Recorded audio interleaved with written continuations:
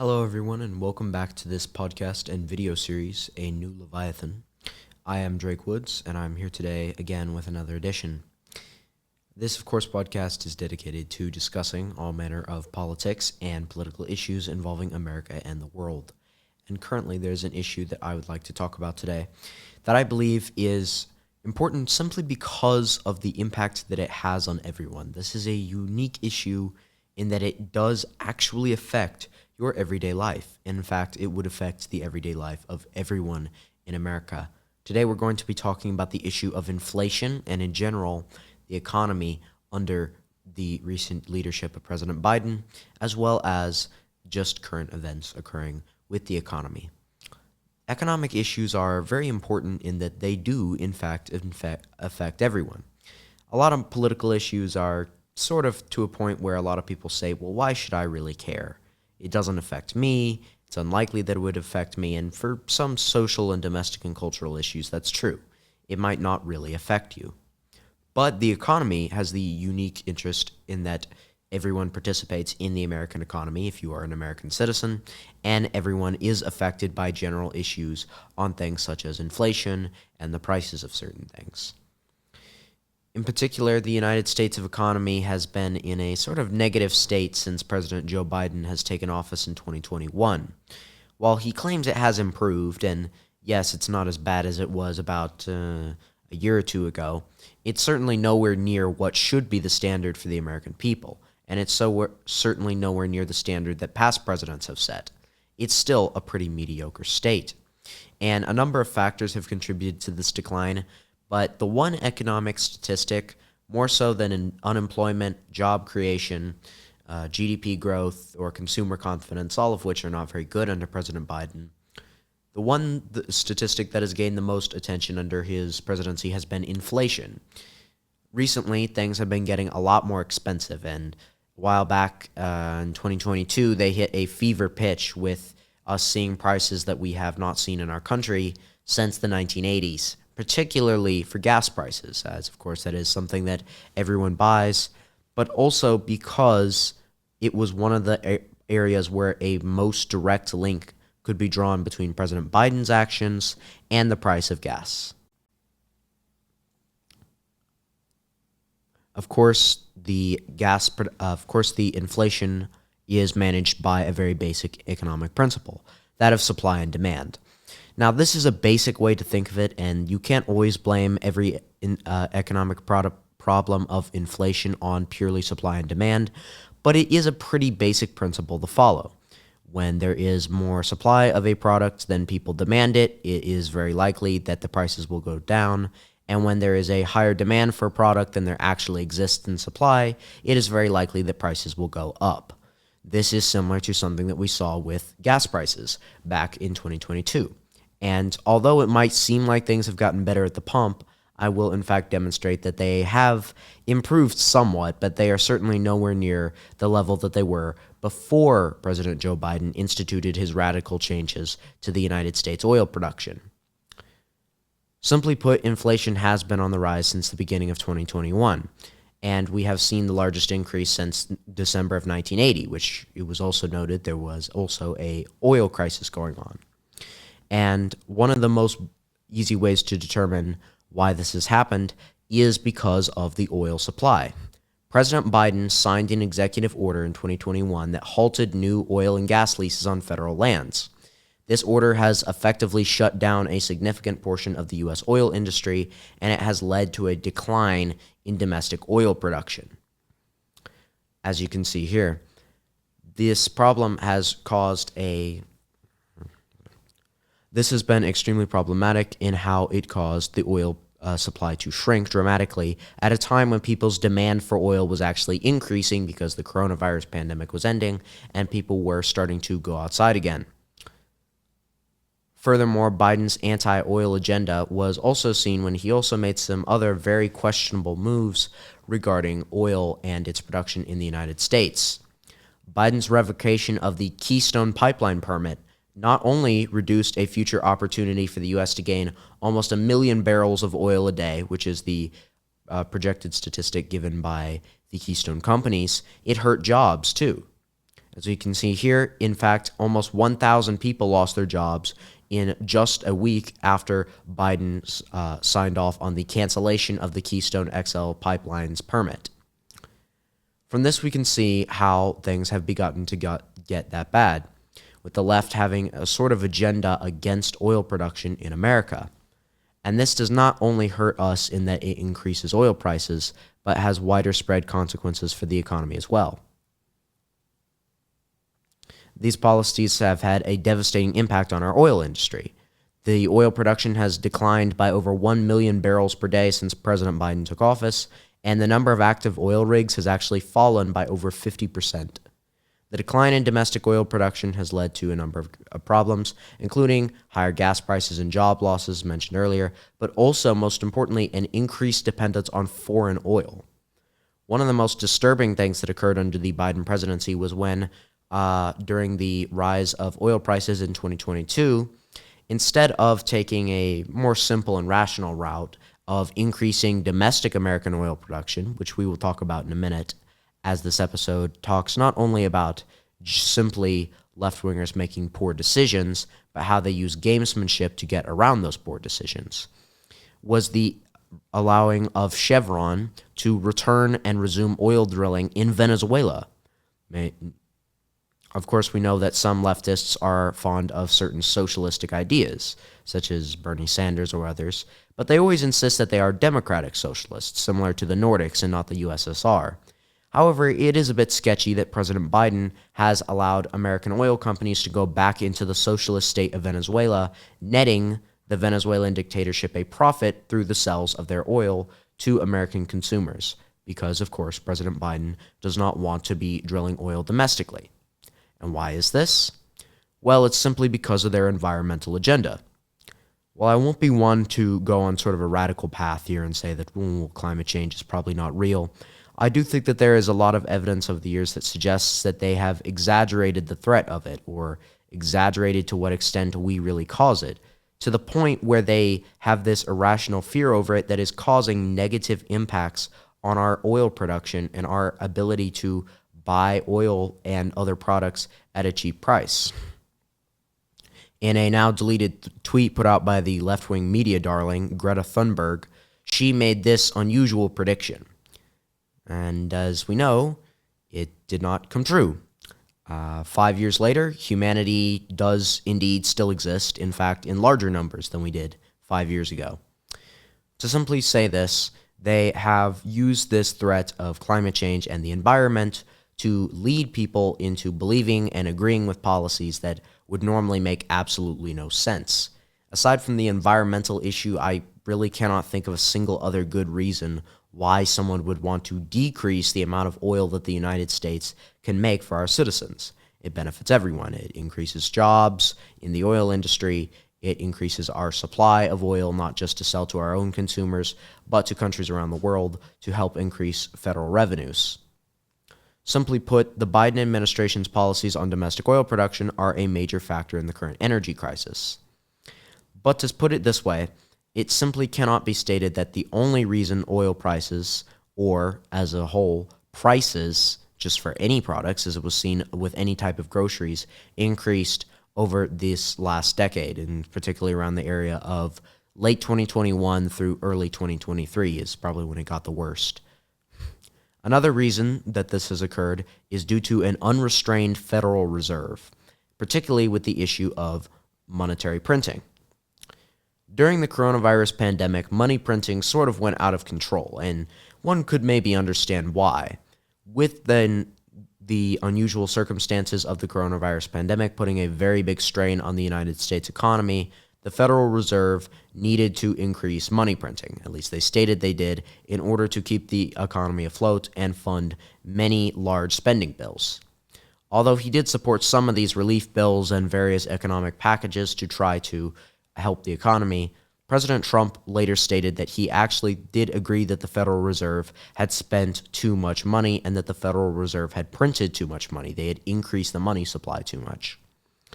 Technically, the Federal Reserve does not print the money. That's the Bureau of Engraving. But what they really do is truly the fact that they request this money to be printed. They outline when they think that the money supply should increase and when it should decrease. Again, we're going to go off a very basic economic principle here just to stay at a kind of understandable and relatable level. The more you have of an object, the less you value each individual one. The less you have, the more you value each individual one. If I were to, have a collection of, say, 100 baseball cards, losing just one would probably not be as much of a detriment to me as if I only had a collection of 3. Simply put, this is a similar economic principle that we can see applied with the current money supply. The more and more dollar bills that are introduced artificially into the economy by the Federal Reserve's request, the less each individual amount is worth. Of course, you can't reduce how much actual money is worth, so the way you do that is by instead adjusting the prices so that $5 in 1990 could buy you a lot more than $5 in 2020. President Biden has simply failed to actually stop the Federal Reserve from printing at a time when the coronavirus pandemic's unusual circumstances have well passed and they should be winding it down again. Not in fact. In fact, under his administration, monetary printing actually has increased every single year until this one, 2024. For 3 consistent years after the end of the unusual circumstances of the pandemic, President Biden kept the money supply increasing, which had negative impacts for inflation and for the economy as a whole. As it is simply put, I really cannot think of any reason why the Federal Reserve still thought it was a good idea to continue to increase the money supply at a time when they knew the average American was struggling. Well, that brings us to yet another issue of Bidenomics, as he stated in a very odd parallel to attempt to somehow compare himself to Ronald Reagan. I don't know why he would want to do that, because ideologically the two are very far apart, and the fact that his actions have done absolutely nothing similar to the great President Ronald Reagan. He certainly has not made any progress similar to tearing down the Berlin Wall or a victory as a whole for America and the world. Simply put, the Biden administration has seen an immense increase in the amount of spending that the United States government has done. Now, the national debt has been high for a very long time, and that is something that is somewhat inevitable, as we do have to spend somewhat to keep our government afloat. But President Biden's spending has gotten to an unnecessary level, particularly for certain bills that are quite negligible. Certain bills such as the American Rescue Plan Act of 2021, which spent trillions of dollars, followed by the ironically named Inflation Reduction Act of 2022, which was intended to decrease inflation, yet still spent billions of dollars, a decent portion of which was probably funded, unless he wished to either increase the national debt or greatly increase taxes, both things liberals would probably be okay with. A great amount probably came from printing from the Federal Reserve. This, of course, shows why the Federal Reserve probably continue to increase their money supply, because if they increase their money supply, a lot of that money can go to be lent out to regional Federal Reserve banks, and with that, they can be able to afford to have enough money in the United States Treasury to fund each of Biden's large spending bills, a lot of which are not often designed specifically with benefits towards the average American in mind, but with certain things that would advance a liberal agenda, and therefore increasing its credence with left-wing voters. The Inflation Reduction Act, for some reason, included a large amount of funding for things related to climate change, funding Obamacare programs, and increasing electric car investment, all things that do not have anything to do with decreasing inflation and decreasing prices in the American economy. In fact, they have little to no benefit at all to the American economy, sometimes even in detriment if so much money is being spent on them in a time when economic conditions are harsh and the purse strings should be tightened. Simply put, this shows a major problem that we have had under Bidenomics. But we might ask, well, why is inflation down now? This is something that Biden and the left have often tried to promote. They've tried to say, well, things are better now. Prices have gone down. Things are improving. Biden had an interesting speech where he stated that Bidenomics has worked because inflation is at a 2-year low, which is a very odd thing to say. Usually when you say something is at an X-year low, you might say, oh, well, we have For example, something that Bill Clinton famously said in one of his State of the Unions: unemployment is at the lowest rate in 20 years. Inflation is at the lowest rate in 30 years. But Biden is here celebrating the fact that he has gotten inflation to a 2-year low, despite the fact that 2 years ago he was also president. What accomplishment has that really made? It really just shows that inflation was really high 2 years ago when he was also the president. Simply put, Bidenomics is a bizarre attempt to try to make Biden look good at something that he is not managed well as the president. Most importantly, the issues of course, increased spending, which increased spending leads to increased money printing, and increased money printing leads to increased inflation, which is coupled with, particularly in the sector of gas, one of the most important things that every American needs to buy, decreased oil production, again, for ideological reasons. But, of course, we need a way to determine why have things gone down. It is because the liberals have realized that to some extent they do need to save the American economy. And to do that, Biden has actually backtracked a bit on this sort of climate change agenda of his in an awkward way where he does not wish to mention it and sort of keeps it covered up. For example, he controversially approved the project known as the Willow Project that would greatly increase oil drilling in Alaska.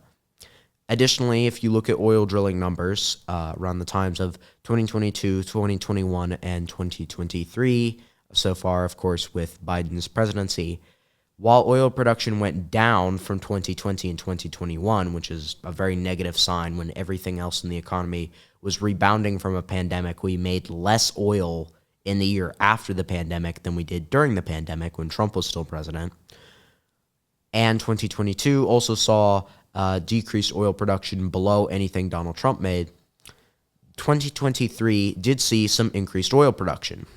I think this shows, furthermore, that the principle that increasing oil production does indeed decrease oil prices is true, and liberals would hate to admit this, but Biden agreeing to backtrack and come to a bit of a compromise to increase oil production numbers with things like approving the Willow Project and increasing the amount of oil and gas leases that are being released, which was met with much protest and screaming from the far left elements of the Democratic Party, did indeed help get inflation lowered. It's certainly nowhere near as it was pre-pandemic or really under any president before, when the conservative governments of the United States actually put a heavy emphasis on making sure that our domestic oil production stays above and we do not have to buy oil from socialist countries like Venezuela. It has decreased inflation and oil prices somewhat, thereby showing us that, yes, increasing oil production, approving things like the Willow Project, is one of the few good decisions President Biden has made. And it shows the flaws in the left-wing climate change-obsessed agenda that decreasing our oil production, while maybe might help the environment, will indeed have a massive negative detriment to our human economy in the United States, causing ridiculous levels of inflation that literally were at a 40-year high. That is unacceptable. And we need a solution that is multifaceted, as, of course, there cannot be just something to help decrease oil prices. We have to have a stabilized economy that could greatly benefit the entirety of the United States. Again, I turn back to the name of this podcast and our solution. That is the idea of the New Leviathan, one where people agree to come to a social contract with their government to waive some of their natural rights in order for society to be more secure and stable as a whole and more protected. This one is going to be a bit of an interesting social contract because in this one, the social contract is actually going to be for the left wing to agree to allow people to exercise their national rights, allow corporations to drill as much oil as is needed to effectively keep the American oil supply large and the biggest in the world. And in order to do that, we need to, of course, not only increase domestic oil production through things like oil drilling or fracking, which recent reports have showed actually has a humongous impact on the United States, as fracking alone actually could potentially create about 4 million jobs if all current restrictions on it were lifted. That is, of course, all the environmental restrictions put in by the left wing. Additionally, we need a real solution to tackle the behemoth issue of the Federal Reserve. Of course, I do not think that we can realistically bring back something like the gold standard. It would probably hurt the economy a lot if we did that, simply because we have become dependent on it for so long. But we need a realistic solution. We need a realistic goal in mind to sort of set a cap on how much money can be printed each year by the Federal Reserve. Perhaps say that each year in the future, the Federal Reserve, unless, of course, some huge circumstance similar to the coronavirus pandemic comes up, wherein a congressional vote could happen to see if it was necessary, perhaps say that the Federal Reserve must reduce the amount of money that they print each year by even a small target, like 5%, could help keep a reasonable cap to ensure that inflation as a whole and economic prices in the United States go down. Particularly, the increase in oil production would help with the gas prices, which are something that was notably publicized, and reining in the Federal Reserve could help decrease inflation in general in all aspects of the economy. Additionally, decreasing the Federal Reserve's power to request as much money as they want to be printed each year through a strong executive that recognizes the dangers of too much money printing, we would also need a plan to tackle the national debt and, of course, increase spending in the United States. I actually think that decreasing the amount of money printed by the Federal Reserve each year and setting a cap on that would actually help take care of parts of the national debt issue already, because Congress would be less likely and more knowledgeable, more aware that they do have a certain limit to how much they can spend if the Federal Reserve's money that they could possibly give to Congress for their spending would be limited. So just by reducing a source of income for Congress's massive spending bills, particularly those proposed by President Biden that sometimes go up into the billions, sometimes we're passing $3 billion omnibus spending bills a year, would be to reduce, of course, the amount of money that the Federal Reserve could possibly give away to these massive omnibus spending bills, but also to come to a realistic goal where we come and think truly about whether spending trillions of dollars and billions of dollars on these bills that are oftentimes don't really have a motivation to directly help the American economy, but simply oftentimes have a motivation to promote a certain agenda, such as the environmental agenda of the left, or to fund certain programs like Obamacare. Biden funding Obamacare is pretty much just to reaffirm his devotion to liberal principles and to gain votes from liberal voters. This is a reasonable solution that we need to tackle if we want to stop something like the ridiculous inflationary crisis of 2022 that, although President Biden actually refused to call it that, as well as did the Federal Reserve, could be basically recognized as a recession by the basic definition of recession, that the American economy's growth declined for 2 consecutive quarters, simply shows that we need a real solution, a Leviathan solution of Congress, the Federal Reserve, the executive branch, and the people, as well as the oil industry, coming together for a realistic solution.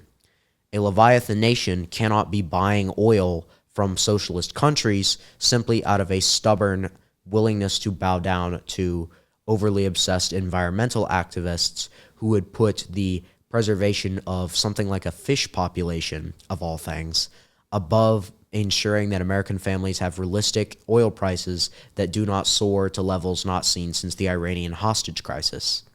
That is not a Leviathan solution. But what is a Leviathan solution is coming up with a realistic plan to limit our massive amounts of spending that we are currently seeing by the Congress, and a way to, by therefore doing that, rein in the Federal Reserve's irresponsible policies of massively increasing the money supply each year, particularly in times of high inflation. With these policies, we could reduce inflation and get around the liberal gamesmanship, because although Biden has done some good things in approving the Willow Project and backtracking on his previous leftist, overly obsessed with environmental issues with no care about how that would, on balance, affect gas prices or the economy, as well as the jobs of the oil and gas industry, we can come up with a consistent solution that is not willy-nilly, where we enact very leftist policies. Those very leftist policies cause hugely increased inflation in gas prices. We realize that's bad. We pass a fake bill called the Inflation Reduction Act that half of it is related to ideological causes that have nothing to do with inflation, while actually creating a secret solution that is approving the Willow Project and increasing the oil production, which would have been what President Biden should have done all along to keep oil prices low.